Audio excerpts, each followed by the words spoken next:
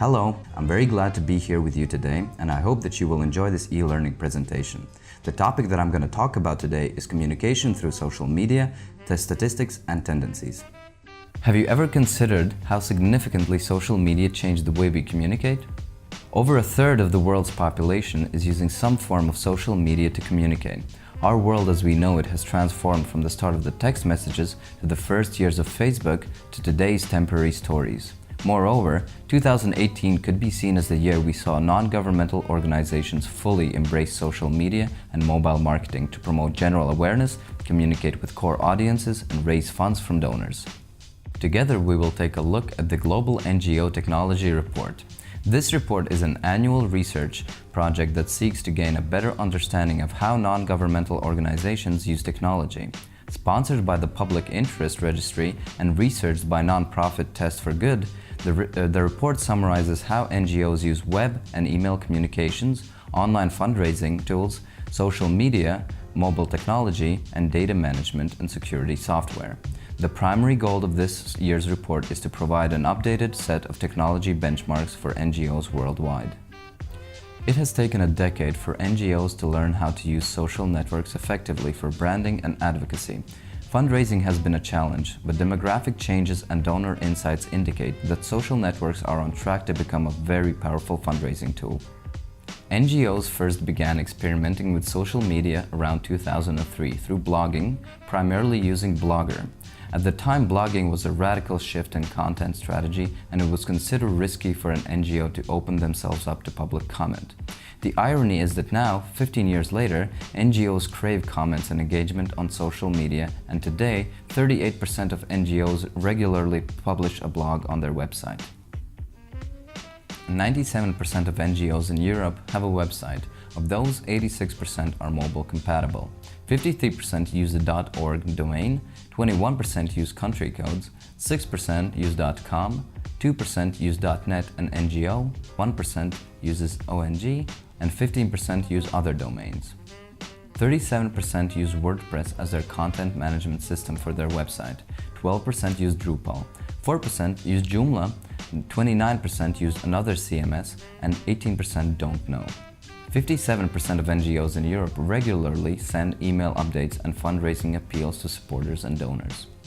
Survey respondents were asked to enter the number of subscribers and followers that they have for their email and text messaging campaigns and on social and mobile media. Their answers, averaged by continent, enable NGOs to gauge whether they are above or below average compared to the other NGOs located in their region of the world. Define social media's role in your nonprofit's communication strategy. The actions you will take on the content you will create on social media should tie back to your overall communications and digital strategy.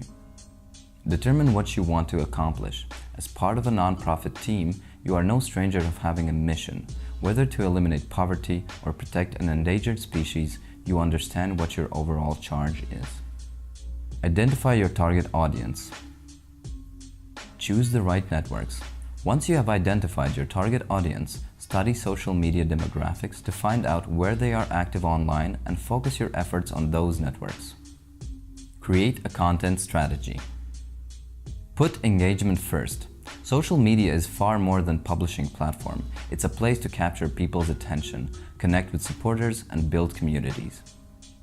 Empower your advocates and cross-promote your content.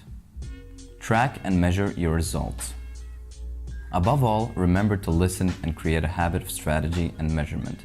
Over time, you will learn what content gets your community talking and how to fine-tune your nonprofit's social media strategy to get the best possible results. To go viral, a post often is aimed towards certain instinctive human emotions. This alone should make nonprofits have perfect social media scores, right? Nonprofits act upon our compassion and are what makes certain campaigns go viral. Thus, it should be a done deal. We've selected the top performing nonprofits on social media based on their audience size. We neither condone nor support the actions of those nonprofit organizations. This is a mere analysis of the data. Looking at the leaderboards for the top performing nonprofits on Facebook, it's not surprising to see some familiar faces, starting with breast cancer awareness via the breast cancer site, through the animal rescue NGO, and ending with UNICEF. Popular nonprofits brands seem to rule the social media game. Instagram is a social network where a visual message is the strongest way to achieve engagement. This becomes even more obvious when taking a look at the top nonprofits on Instagram. Across the top 10 of the biggest NGO brands on Instagram, you can note PETA, Greenpeace, UNESCO, and the Obama Foundation. The WWF took 2 spots on the leaderboard with its 2 Instagram profiles, World Wildlife and WWF, while the World Press Photo organization also manages to expectedly get a spot on this list.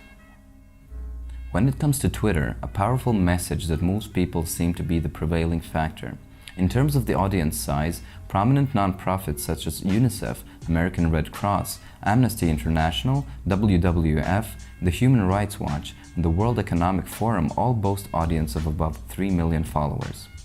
Closely following at 7th place is the Save the Children US with 2.96 million followers and UNESCO with 2.87 million followers. While all aforementioned NGOs are recognizable all over the world and thus their position as the top nonprofits is not surprising, the 9th and 10th place are not as familiar to the Western audience. This is everything about social media, statistics and tendencies from us for today. Social media can be a very powerful and useful tool to reach your target audience, so I hope that you learned something new and enjoyed this presentation. Stay tuned for more and see you next time.